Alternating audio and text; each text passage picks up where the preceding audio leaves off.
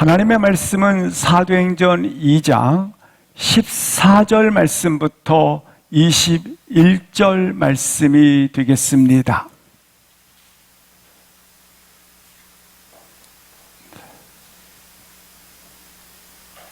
하나님 말씀은 사도행전 2장 14절 말씀부터 21절 말씀까지 합독을 하시겠습니다. 베드로가 11사도와 함께 서서 소리를 높여 이르되 유대인들과 예루살렘에 사는 모든 사람들아, 이 일을 너희로 알게 할 것이니 내 말에 귀를 기울이라. 내가 제3신이 너희 생각과 같이 이 사람들이 취한 것이 아니라 이는 곧 선지자 요엘을 통하여 말씀하신 것이니 일렀으되 하나님이 말씀하시기를 말세에 내가 내 영을 모든 육체에 부어주리니 너희의 자녀들은 예언할 것이요 너희의 젊은이들은 환상을 보고 너희의 늙은이들은 꿈을 꾸리라. 그때에 내가 내 영을 내 남종과 여종들에게 부어주리니 그들이 예언할 것이요 또 내가 위로 하늘에서는 기사를 내리고 땅에서는 징조를 베풀리니 곧 피와 불과 연기로다. 주의 크고 영화로운 날이 이르기 전에 해가 변하여 어두워지고 달이 변하여 피가 되리라. 누구든지 주의 이름을 부르는 자는 구원을 받으리라 하였느니라. 아멘. 때가 이름에 오순절에 성령 하나님의 임재하심이 일어나게 되었습니다. 사모하는 심령들에게, 기도하는 심령들에게 오순절이 이름에 하나님의 성령님께서 임재한 것입니다. 급하고 강한 바람 같은 소리가 각 심령 속에 들렸고 불의 혀같이 각 심령 속에 하나님의 메시지가 전달되어지는 것이 보인 것입니다. 성령의 세례가 이처럼 각 심령 속에 보여지고 들려지고 터치되어진 것입니다. 이 시간 우리 모든 심령 속에 하나님의 성령 하나님의 기름 부으심이 온 몸과 그리고 우리 온 심령 속에 차고 넘치고 흐르기를 기도합니다. 오늘 본문을 통해서 보고자 하는 것은 우리 가운데 하나님을 믿는 것 가장 복된 일입니다. 동시에 믿을 뿐만 아니라 하나님을 만나는 삶이 되을 수 있기를 주 이름으로 기도합니다. 성령님이 오셨습니다. 너무 귀한 일이요 축복입니다. 그러나 오신 성령님과 동행하시고 운행하심을 고백하시고 그가 경영해 가시고 통치해 가심을 회복할 수 있기를 주의 이름으로 기도합니다. 제자들에게 하나님의 성령이 임하자 주변 사람들이 이렇게 조롱을 합니다. 저들은 술에 취했다. 저들은 새 술을 만들었나 보다. 조롱을 합니다. 이때 베드로가 일어나서 설교를 시작을 합니다. 하나님의 메시지를 전하기 시작합니다. 술 취한 것이 아니다. 새 술을 만든 것이 아니다. 우리 속에는 하나님의 성령께서 임재하였도다 증언을 하고 있는 본문이 된다고 하는 것입니다. 베드로는 어떻게 하나님의 성령이 우리 가운데 내주하셨는가? 하나님의 성령님께서 우리 가운데 임재하셨나를 본문을 통해서 설교를 하는 것입니다. 증언을 하고 있다고 하는 것입니다. 첫 번째, 성령님께서 우리 가운데 오셨다는 사실을, 내주하신다는 사실을 어떻게 증언합니까? 먼저 2장 4절 말씀해 보시면 성령이 말하게 하심을 따라 다른 언어들로 말하기를 시작하였다 말씀을 하고 있는 것입니다. 대부분 성령이 임했다라는 증거로 기사와 표적이 나타나면 성령이 임했다고 그렇게 증거를 삼습니다. 근데 베드로는 그것이 증거가 아니라는 겁니다. 성령이 임하면 기사와 표적과 어떤 현상이 나타나는 것이 성령이 내게 임한 증거가 아니라 그것이 없을 수도 있다는 겁니다. 성령이 내게 임했다고 하는 증거는 뭔가? 그것은 성령이 말하게 하심에 따라 다른 언어들로 말하기를 시작하였다라는 것입니다. 지금 천하만국에서 예루살렘에 200만 내지 300만이 들어와 있습니다. 봐라. 우리들이 지금 너희들에게 신비한 언어, 천사들이 쓰는 언어, 너희들에게 사람들이 이해할 수 없고 그리고 너희들에게 알아들을 수 없는 언어를 쓴 것이 아니다. 우리는 분명히 다른 언어로 성령이 말하심에 따라 말을 했는데 천하만국의 사람들이 각기 자기가 난 모국어, 자기가 난 방언으로 알아듣고 있었다고 하는 겁니다. 그들이 지금 제자들이 전하는 복음을 듣고 메시지를 듣고 천하만국에 모여있던 사람들이 다 자기 나라 말로 알아듣고 그 말이 무슨 말인지 이해를 하였다고 하는 것을 말씀하고 있는 것입니다. 성령이 임한, 내게 성령이 임한 증거는 무엇인가? 그것은 여기에 모여있는 각 사람들은, 천하만국의 사람들은 약 600년 동안 다른 나라에 흩어져 사는 디아스포라, 흩어져 있는 자들이었습니다.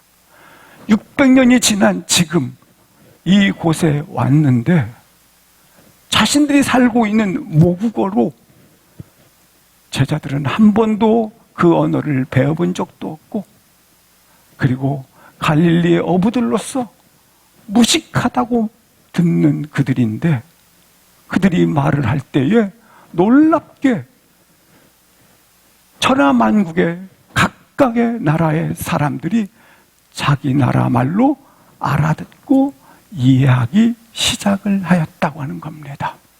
봐라, 이것이 우리가 한 말이냐? 성령이 우리 안에 들어오셔서 성령이 너희들에게 말한 것이 아니냐? 우리가 바로 성령을 받은 자들이다. 이렇게 강조를 하고 있는 것입니다. 요엘서의 말씀에 보시면 이런 말씀을 그대로 오늘 17절부터 19절까지 표현해 놓았습니다. 이런 현상이 있다라는 겁니다. 어떤 현상이 있습니까? 자녀들은 예언할 것이고 젊은이들은 환상을 볼 것이고 너희의 늙은이들은 꿈을 꿀 것이고 18절 보시면 남종과 여종이 예언할 것이고 19절에 보시면 하늘에서는 기사와 땅에서는 징조가 베풀어질 것이다. 이것이 나타나야 성령 임재가 너희들에게 있다고 생각을 하였는데 이것이 없을 수도 있다라는 겁니다. 요엘 선지자는 성령이 임재할 때 이런 현상이 나타나 있지만 우리 가운데 이것보다 더 확실한, 더 분명한 성령의 임재의 증거는 무엇인가?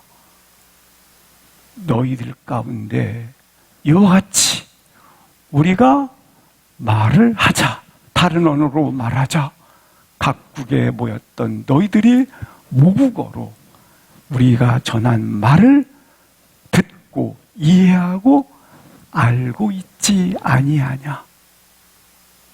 이것이 곧 우리 가운데 성령이 임한 증거이다. 그렇게 베드로가 설교를 하고 있는 것입니다. 그렇습니다. 분명히 인간은 한 언어를 가지고 있었습니다. 그러나 인간들은 교만하여져서 우리가 하나님처럼 되어지자, 아니 우리가 탑을 쌓아요 바라봄으로 흩어짐을 면하자, 우리가 하나님이 되리라 바벨탑을 쌓기 시작을 하였습니다. 이 하나님께서 바벨탑의 저주로 언어를 흩어버렸습니다. 그래서 언어가 흩어짐으로 말미암아, 언어가 깨짐으로 말미암아 말을 알아들을 수 없고 그리고 그 말을 이해할 수가 없게 된 것입니다. 그래서 결국 사람과 사람 사이에는 감정의 상처와 그리고 언어가 깨짐으로 말미암아 알아들을 수 없고 동시에 이해할 수 없기 때문에 벽을 쌓게 되었던 것입니다. 근데 놀랍게 이 성령님이 오심으로 말미암아 오늘 본문 우리가 다른 언어로 말했을 때에 이렇게 600년의 시간이 지난 지금 너희들이 어떻게 하고 있다? 이처럼 다른 언어로 우리가 말을 하자. 너희들이 모국어로 무슨 말을 했는지 이해하고 알아듣고 있지 아니하냐. 이것이 우리가 한 것이냐? 성령께서 우리 가운데 오셔서 하신 일이다. 따라서 바로 이 성령님이 우리 가운데 내주하신다. 이 성령님이 우리 가운데 임하였다. 성령이 말하시게 함에 따라서 우리가 선포하자. 이처럼 너희들이 바벨탑의 저주가 풀린 것처럼 언어가 풀렸다. 언어가 자유케 되었다. 이것이 곧 성령 임재의 증거이니라. 우리가 성령 충만하면 늘 이렇게 기사와 표적 이런 부분들만 강조하다 보면 진정한 성령 세례의 부분을 놓칠 수 있기 때문에 베드로가 오늘 설교를 통해서 진정한 성령 임재가 무엇인지를 그 증거를 보여주고 있다고 하는 것입니다.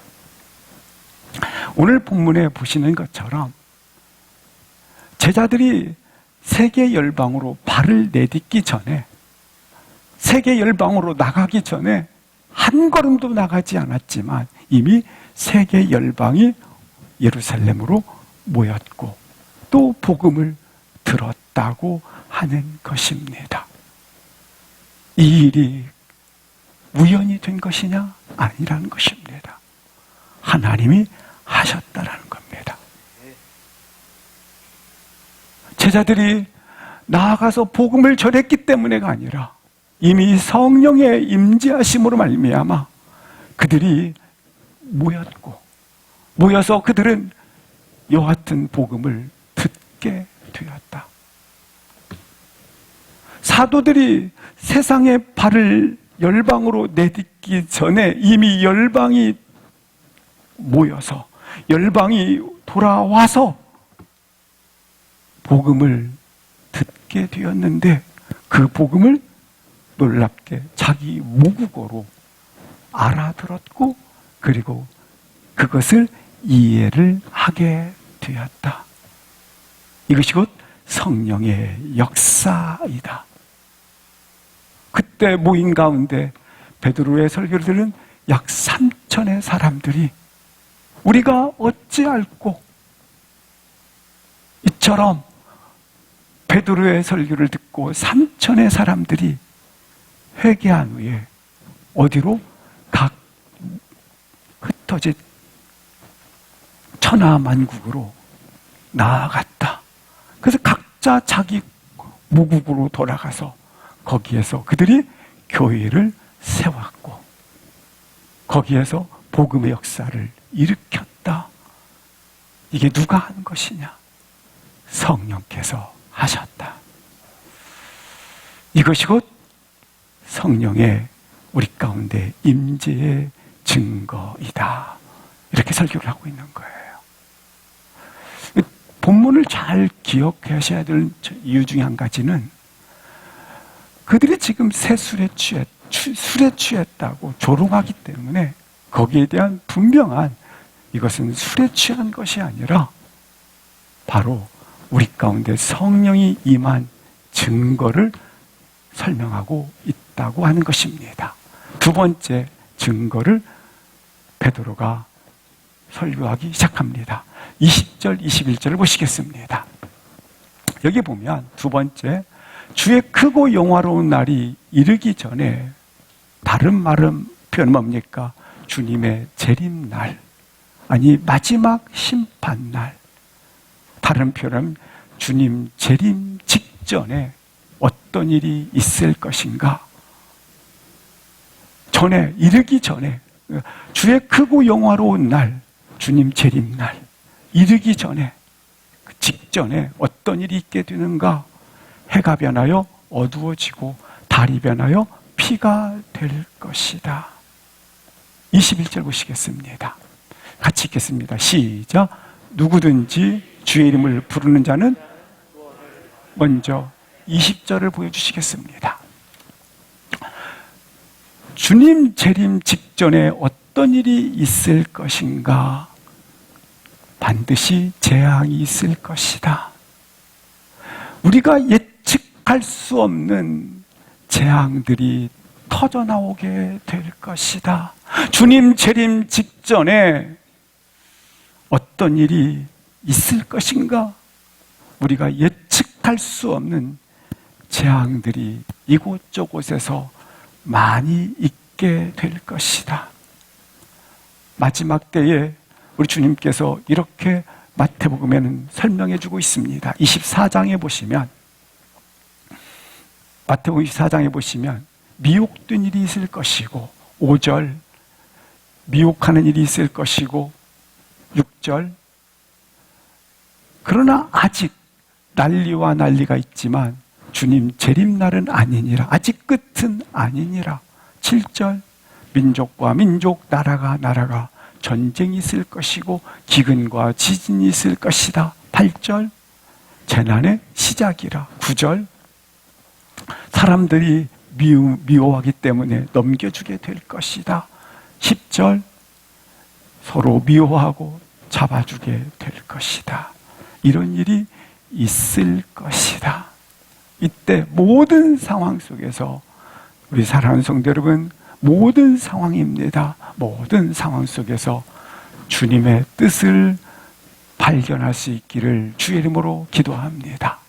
베드로는 이어서 설교를 합니다.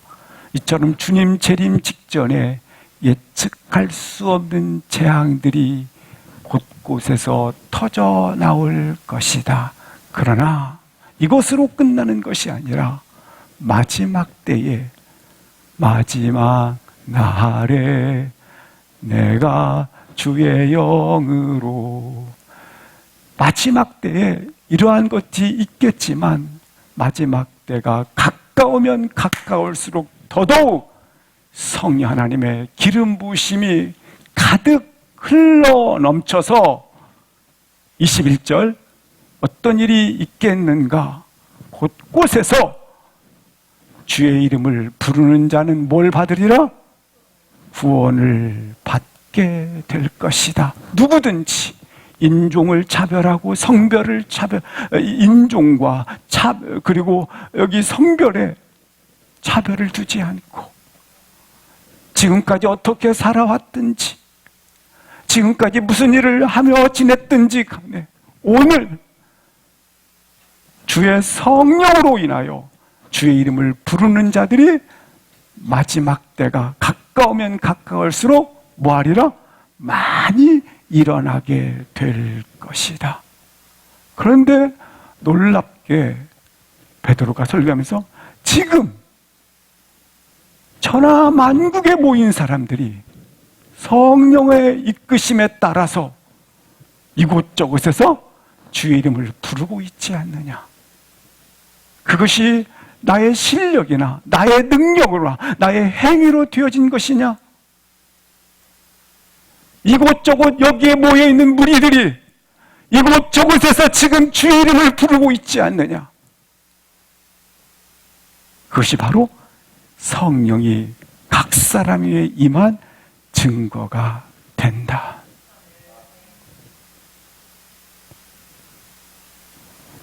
이 말씀은 요엘서 2장에 기록되어 있는 32절 말씀에 보시면 이렇게 기록되어 있습니다.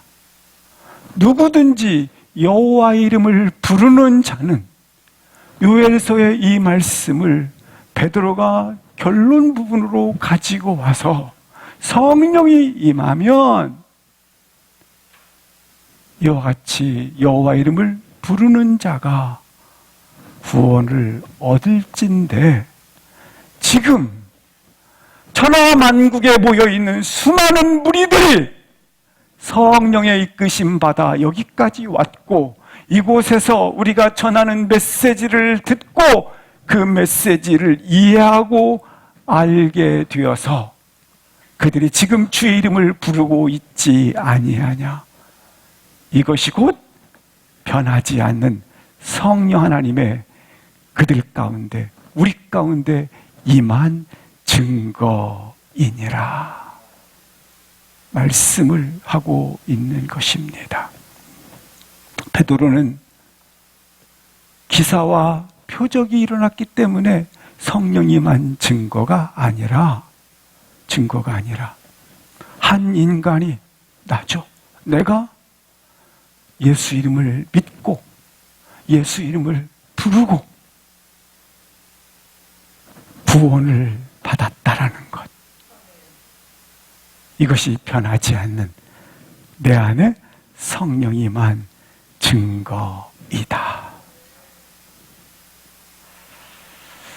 실상 그렇습니다. 보이지 아니하시는 하나님을 내가 믿는 것, 나사렛 예수니까 이 나사렛이라는 것은 빈민을 말해. 빈민의 거지에 한 사람 예수를 믿는다라는 것. 예수님은 그 당시에 사람들이 보기에 그 얼굴이 50대처럼 보였어요. 얼굴이 저렇게 몰골한 예수를 구원자로 믿는 것. 하나님께서 보내주신 예수를 구원자로 믿는 것, 어찌 이게 내 힘으로 가능하겠습니까? 가이사랴 빌립보 지방에 이르렀을 때 우리 주님께서 베드로에게 묻습니다. 너는 나를 누구라 생각하느냐? 이 가이사랴 빌립보는 지중해 연안을 석권한, 아니 전 세계를 석권한 로마 황제의 신전이 있는 곳입니다. 그래서 모든 백성들이 황제 이름을 그가 신이다라고 그렇게 경배하고 신이라고 따르던 때입니다. 그런데 예수님은 나사렛 빈민의 예수님, 얼굴에 몰골이 거지 같은, 이런 표현에서 죄송해요. 실제가 그런데 어떻게 하겠어요? 그런 예수님,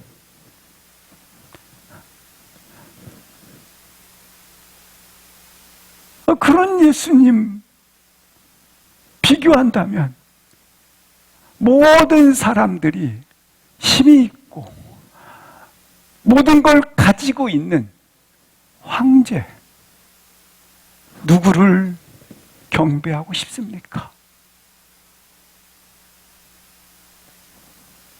근데 베드로는 이 예수 보이는 황제를 선택하지 않고 놀랍게 누구를,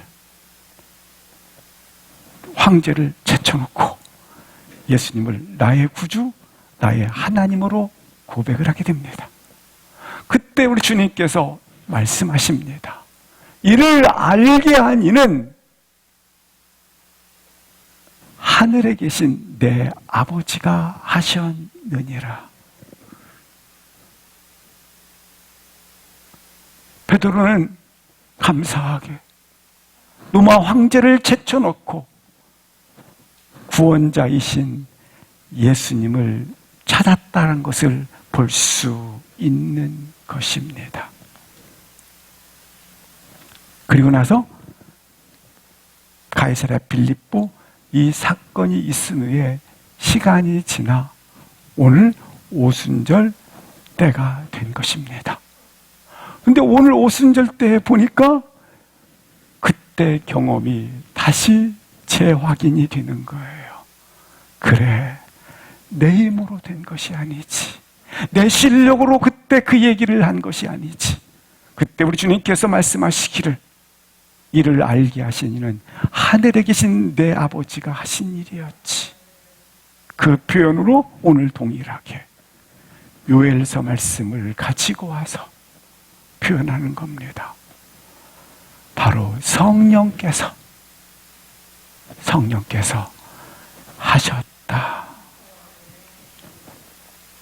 이 일을 누가 하고, 이 역사를 누가 하고, 누가 이 일을 진행할 수 있겠습니까? 성령이 아니고는 능히 할 수 있는 자가 이 땅에 아무도 없습니다. 성령의 역사였다고 하는 것입니다. 사랑하는 성도 여러분, 내 안에 성령의 내주하심의 증거로 두 가지를 다시 한번 확인할 수 있기를 바랍니다. 하나는 오늘 본문에 표현되어 있던 것처럼 내가 예수를 주로 입으로 시인하고 동시에 고백하고 있다고 하는 것입니다. 단단한 표적과 기사가 아니라 내가 성령의 이끄심에 따라 하고 있다는 사실을 성령께서 약속하셨음을 확신 갖기를 바랍니다. 그렇다면 누구든지 여호와 이름을 부르는 자, 누구든지 주의 이름을 부르는 자 구원을 얻는다 말씀하고 있는데, 여호와 이름을 부른다라는 말은 어떤 의미를 가지고 있는가 부분이 되겠습니다. 여호와 이름을 최초로 불렀던 시대의 사람들의 통해서 답을 얻을 수가 있습니다. 여호와 이름을 부른다라는 말은 무슨 말인가 보도록 하시겠습니다. 창세기 2장에 보면 하나님께서 사람을 지으셨습니다. 흙으로 지으셨는데 사람들은 자발적으로 하나님의 이름을 부르지 아니합니다. 그 후에 창세기 4장 말씀을 보시겠습니다. 시작. 셋도 내 이름을 에노스라 하였으며 그때 사람들이 비로소 여호와의 이름을 불렀더라. 여호와 이름을 부른다라는 것은 어떤 의미를 가지고 있는가? 첫 번째 보니까 에노스라 하였으며, 그러니까 에노스 때에, 그러니까 에노스 시대에 이르러서야 비로소 여호와 이름을 뭐 했더라? 불렀더라. 이렇게 말씀을 하고 있습니다. 그러니까 에노스 시대에 이르러서야 사람들이 비로소 여호와 이름을 불렀다. 이렇게 성경은 설명을 해주고 있습니다. 그렇다면 에노스란 사람의 이름이지만 이 뜻은 이렇습니다. 자기가 죽음의 존재라는 사실을 인식하였다라는 말입니다. 그렇습니다. 사람들은 죽음의 부분에 대해서 나는 관련이 없어, 상관이 없어. 인간들은 자신이 죽음의 존재라는 사실을 실감하기 전까지, 아니 절감하기 전까지, 아니 통감하기 전까지, 아니 뼛속까지 깊이 절감하기 전까지는 죽음은 다른 사람의 문제야, 내 문제라고 생각하지 않습니다. 죽음은 다른 사람이 온다 할지라도 나는 괜찮을 거야. 근데 에노스라는 뜻은 죽음이 나에게 왔구나. 이제 죽음이 나에게 닥쳤구나. 그것을 알았다라는 겁니다. 죽음의 문제가 자신의 절박한, 아니 뼛속까지 절절한 이것을 통감했을 때 이것으로 끝나는구나. 아무리 부귀영화를 가진다 할지라도 결국 내 인생은 공동묘지구나. 아무리 내가 모든 것들을 쌓고 쌓는다 할지라도 결국 나는, 내 인생은 그것으로 끝나는구나. 죽음으로 끝나는구나. 그때가 돼서야 여호와 이름을 부르는 것이 사람들입니다. 왜냐하면 여호와 이름이라는 것은 생명의 주가 되신다라는 겁니다. 그때가 돼서야 사람들은 이처럼 여호와 이름을 불렀도다. 다른 표현으로 말하면 온 중심을 다하여 생명의 근원 되신 하나님의 이름을 불렀더라 표현을 하고 있는 것입니다. 그래서 여호와 이름을 불렀다라는 이 의미는 처절하게 내 중심 가운데 나는 죽음의 존재라는 것을 알았다라는 것입니다. 난 어떤 존재라고요? 겸손하게 나는 죽음의 존재라는 것을 겸손하게 고백했다라는 말입니다. 여호와 이름을 불렀다라는 두 번째 의미가 있습니다. 우리는 영원히 사는 존재가 아니겠습니까? 영원히 사는 존재인데 그만 죄로 인하여 죽음의 존재로 전락을 해버리게 된 것입니다. 뭐 때문에? 죄 때문에. 그래서 결국 이 죄로 인하여 죄와 사망의 그늘에 앉아 있다라고 하는 것입니다. 그러나 하나님께서 구원자이신 예수 그리스도를 보내심으로 말미암아 그가 우리를 위하여 대속적 죽음, 제물이 되어주셔서 나에게 죽음이 오게 했던 죄와 사망을 없이 해줬습니다. 사하여 주셨습니다. 끊어 주셨습니다. 그리고 사흘 만에 부활하심으로 말미암아 나에게 영원한 생명을 주셨습니다. 따라서 여호와 이름을 불렀다고 하는 것은 하나님께서 구원자이신 예수님을 나에게 보내주시사 나로 하여금 영원한 생명을 주셨습니다. 이 고백을 하는 것이 여호와의 이름을 부른다라는 의미가 된다고 하는 것입니다. 로마서 10장 13절 14절에 보면 누구든지 주의 이름을 부르는 자 구원을 받으리라. 그래서 믿지 아니하는데 어찌 부르리요, 듣지 못하니를 어찌 믿으리요, 전파하는 자가 없이 어찌 들으리요. 거꾸로 해석하면 돼요. 전파할 때 듣게 되고, 듣게 될 때 부르게 되고, 부르게 될 때 믿게 되고, 이렇게. 그래서 13절에 믿는 자에게 구원이 있다. 요한복음 1장 12절을 같이 읽겠습니다. 시작. 영접하는 자 곧 그 이름을 믿는 자들에게는 하나님의 자녀가 되는 권세를 주셨으니. 그래서 여호와 이름을 부른다고 하는 것은 영원한 생명으로 나를 초대해 주셨다. 영원한 생명의 자리로 나로 건져 주셨다. 의미를 가지고 있습니다. 그렇다면 이렇게 해서 우리가 구원을 받았기 때문에 여호와 이름을 한 번 부르는 것으로 끝나는 것인가? 아니라는 것입니다.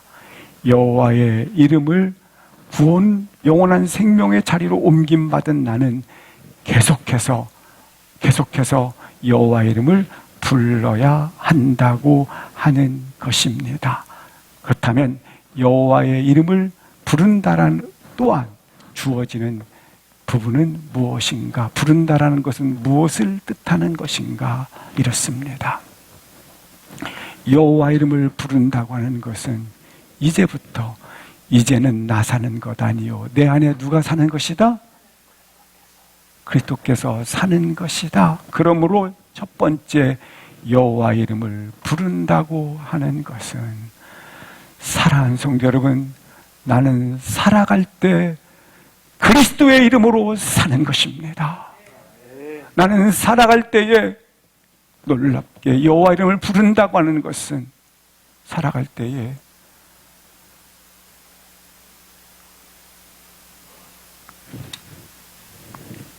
나의 삶이 그리스도의 이름을 부름으로 말미암아 그리스도로 사는 것입니다.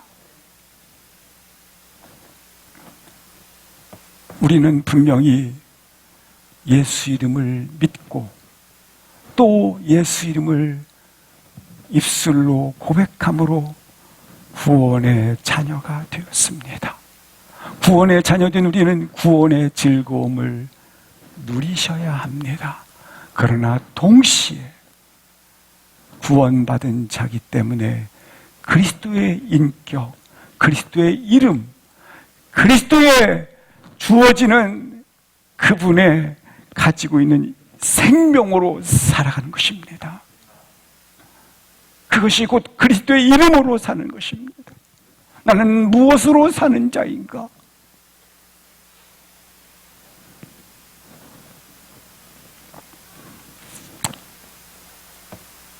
오늘 성령 강림절에 주어지는 축복 중에 하나는 그리스도의 이름으로 산다고 하는 것은 내 힘으로 되는 것이 아니라 성령이 동행하심으로 말미암아, 성령이 우리 가운데 임재하셨으므로 그의 통치 아래서 내가 그리스도의 이름으로 산다고 하는 것입니다. 다시 한번 살아갈 때에 나는 그리스도의 인격, 그리스도의 이름, 그리고 그리스도의 생명으로 살아가고 있다는 사실을 놓치지 마시기를 주 이름으로 기도합니다. 베드로는 계속해서 설교를 합니다. 설교는 자신의 생각을 전달하는 수단이 아닙니다. 실제로 교회의 타락은 어디에 있는가? 설교가 자신의 생각을 전달하는 수단으로 쓰임받고 있기 때문에 타락은 멈출 수 없을 것입니다. 성경에서 말씀하고 있는 설교란 무엇인가? 자기의 생각을 전달하거나 자기의 사사로운 얘기가 전달되어지는 곳이 아닙니다. 14절을 보시겠습니다. 베드로가 설교를 시작할 때에 이렇게 표현되어 있습니다. 11 사도와 함께 서서 소리를 높여 이르되, 이렇게 말씀을 하고 있습니다. 설교는 개인적인 생각이 아닙니다. 성령께서 이르시되, 성령께서 결정하신 것, 성령의 생각하신 것, 그것을 어떻게 하는 겁니까? 사도와 함께 사도의 권위를 말하는 겁니다. 사도의 권위와 함께, 또 옆에 11사도가 있지 않습니까? 공동체가 아니겠습니까? 공동체의 고백이 설교라고 하는 것입니다. 설교란 사도와 함께, 사도의 권위, 11사도와 함께, 11명이라고 하는 공동체, 이것을 고백하는 것이 설교이라는 겁니다. 설교는 개인적 사사로운 얘기라든지 개인적 얘기하는 곳이 아닙니다. 성경에 분명히 말씀해 주고 있습니다. 11사도와 함께 공동체적인 고백이 되어야 하는 것을 볼 수 있습니다. 맨 밑에 보시면 이 일을 너희로 알게 할 것이다, 해석해 주겠다라는 겁니다. 그러므로 내 말에 귀를 기울이라, 이렇게 말씀하고 있습니다. 해석을 해주겠다는 것입니다. 지금 성령 충만 사건이 일어났습니다. 일어났는데 일어난 그 속에 술에 취했다고 조롱하지 않습니까? 그래서 이 일을 정확하게 이게 어떻게 된 일인지 해석을 해주겠다. 다른 말로 말하면 영적 충만함을 가지게 되니까 영적 분별력, 영적 통찰력을 가질 수 있었다. 어떤 상황 가운데서도 하나님의 뜻을 알게 되었다. 바벨론의 왕이었던 느부갓네살 왕이 있습니다. 그가 하나님의 주신 환상을 보았습니다. 하지만 해석이 안 될 때에 다니엘이 해석을 함으로 말미암아 그가 알게 되었다, 이렇게 기록되어 있습니다.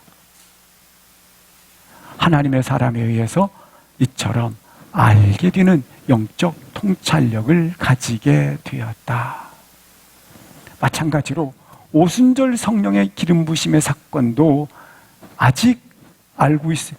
분명히 성령의 이와 같은 급하고 강했던 소리가 들렸고 보였지만 알고 있어요? 모르고 있어요?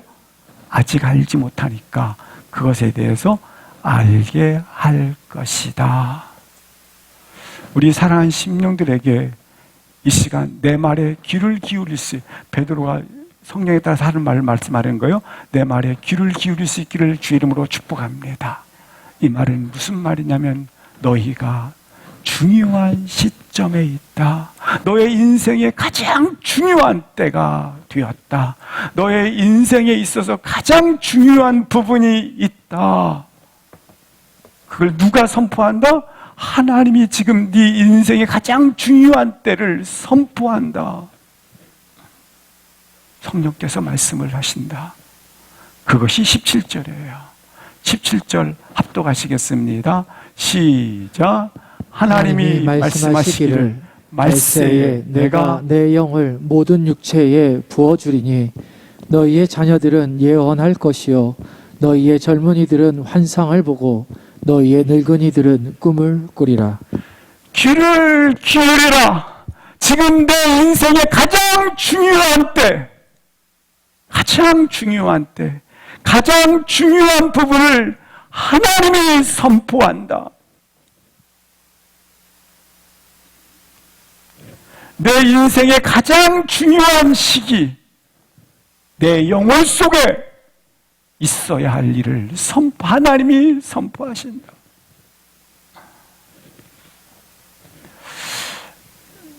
하나님의 선포, 예레미야 23장 29절 보시겠습니다. 여호와의 말씀이니라. 그 말씀은 불같지 아니하냐. 그 말씀은 방망이 같지 않냐. 네 영혼 속에 말씀하고 있는 그 말씀이 불같지 않냐, 방망이 같지 않느냐. 그래서 오순절의 성령의 사건을 내가 성령의 지시에 따라 해석을 하게 될 텐데, 이것은 16절입니다. 시작. 이는 곧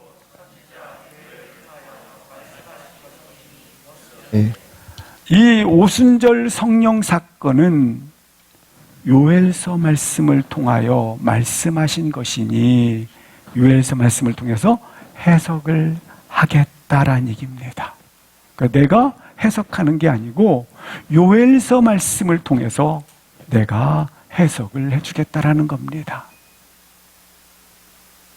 다른 표현으로 말하면 이 오순절 성령의 기름 부음 사건은 우연으로 일어난 것이 아니라 오늘 말씀처럼 하나님의 섭리였다. 사랑하는 성도 여러분, 우리의 모든 사건들은 우연이 아니라 하나님의 섭리임을 믿으시기를 바랍니다. 우리 17절을 다시 한번 보시겠습니다. 이 성령님을 어떻게 하리니?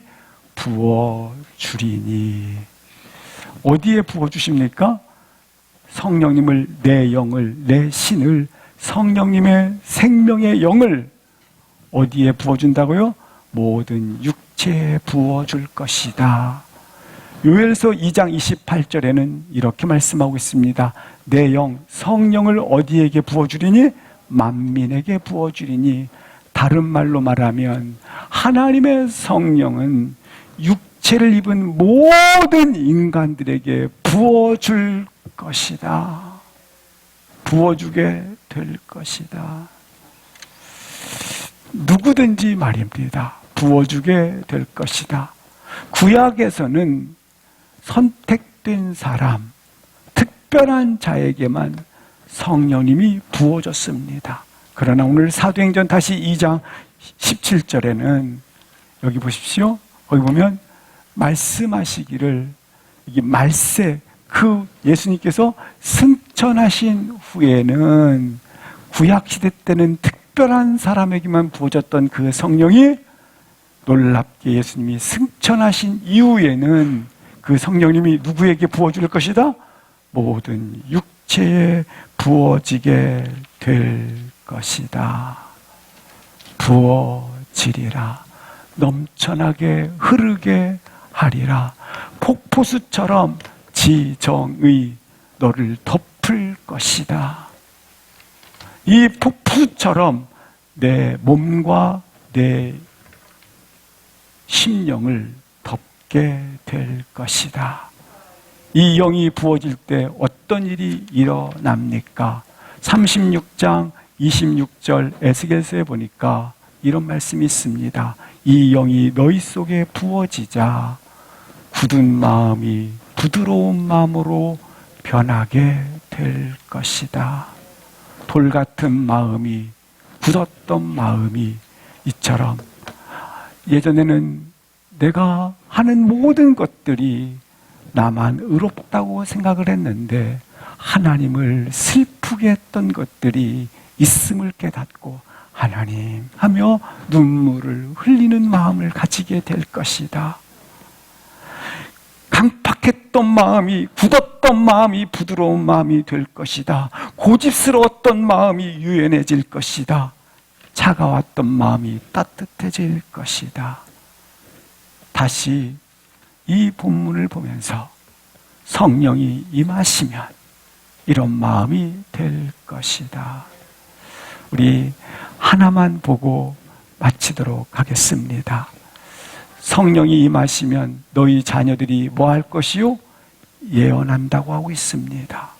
이사야 44장 33절과 4절은 다 같이 또박또박 큰 목소리로 우리 자녀들에게 이 주의 축복이 계속 흐르기를 기도합니다. 3절, 4절 자녀들에게 이러한 축복이 임할 것을 선포하시겠습니다. 시작.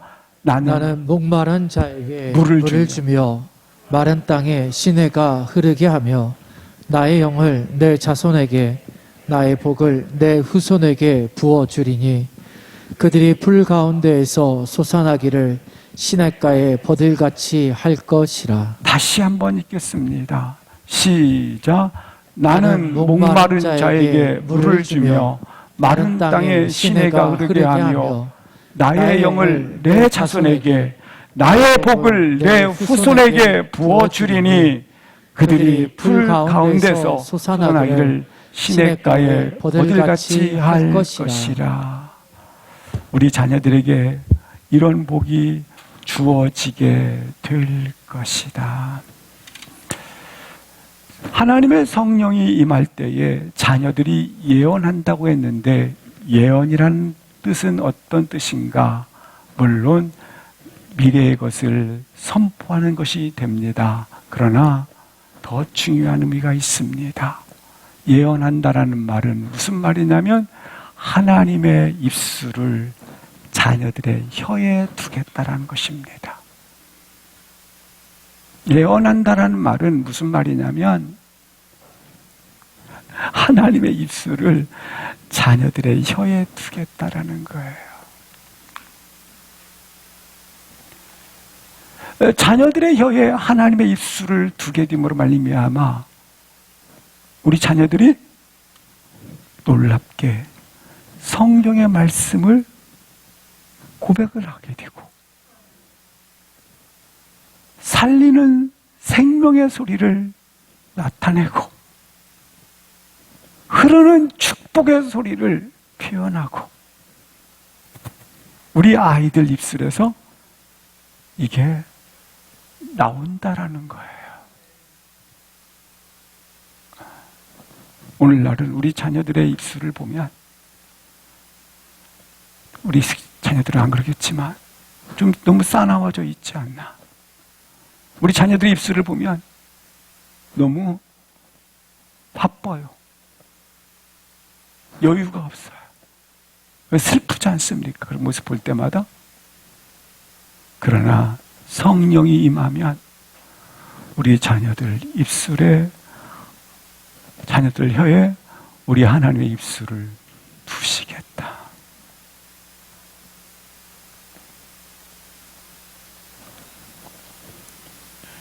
실제로 어렸을 때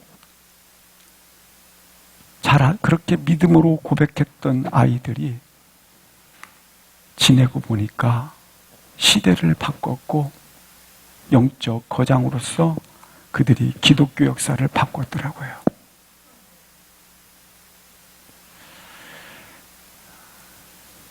아멘. 우리 함께 일어나셔서 통성으로 함께 기도하시겠습니다. 성령님 오시옵소서. 기도하시겠습니다.